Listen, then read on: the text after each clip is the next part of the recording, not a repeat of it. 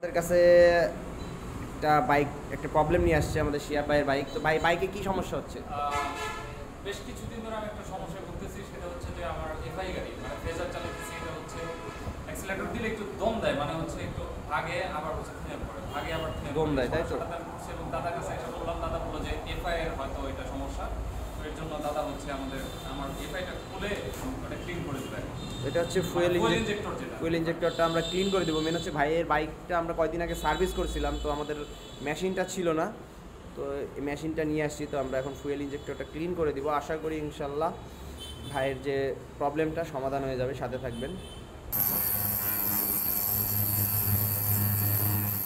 যাদের FI bike আছে চলে আসতে পারেন। আমরা এখন ফুয়েল ইনজেক্টরও ক্লিন করে দিই, ফুয়েল পাম্প ক্লিন করে দিই। যাদের এফআই বাইক আছে অবশ্যই যোগাযোগ করে আসবেন। আমাদের যারা মাস্টার সার্ভিস করতে চাইছেন, আগে আমরা এফআই বাইকগুলো নিষেধ করতাম, আসলে তো এখন আসতে পারেন। আমাদের ফুয়েল ইনজেক্টরটা মেশিনটা চলে আসছে। আল্ট্রাসনিকটা আমরা 5 মিনিট করব। আল্ট্রাসনিকটা 5 মিনিট করার পর আমরা পরে হচ্ছে ইনজেক্টরটা চেক চেক দিব। হচ্ছে কত মিনিট চেক দিব? 1-2 মিনিট, 1 থেকে 2 মিনিট আমরা হচ্ছে ইনজেক্টরটা চেক দিব। এরপরে তাহলে আল্ট্রাসনিক করে নিচ্ছি, ক্লিনটা করে নিচ্ছি, এরপরে আমরা চেক দিব। সাথে থাকবে।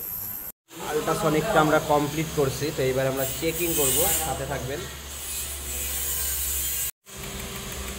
তো হুইলটা এইভাবেই গাড়িতে প্রেস হয়, তো আমরা এটা চেক দিচ্ছি।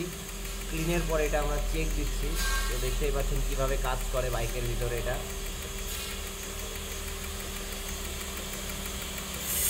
তো যারা এই ফুয়েল ইনজেক্টর ক্লিন করতে চান চলে আসতে পারেন আরজেড বাইক সার্ভিসে।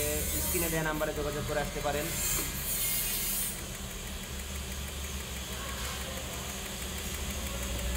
ঠিক আছে তো নাকি ভাই? তো মেন হচ্ছে বাইকে দম মারছিল, অতিরিক্ত পরিমাণে দম মারছিল। তো আমরা এটা প্রথমে আল্ট্রাসনিক ক্লিন করে দিলাম, এখন জাস্ট চেকিংটা করতেছি। এরপরে বাইকে ইনস্টল করে দেখবো প্রবলেমটা সমাধান হয় নাকি। করে আসলেন, মোটামুটি কি সমাধান হয়েছে? কি মনে হয়?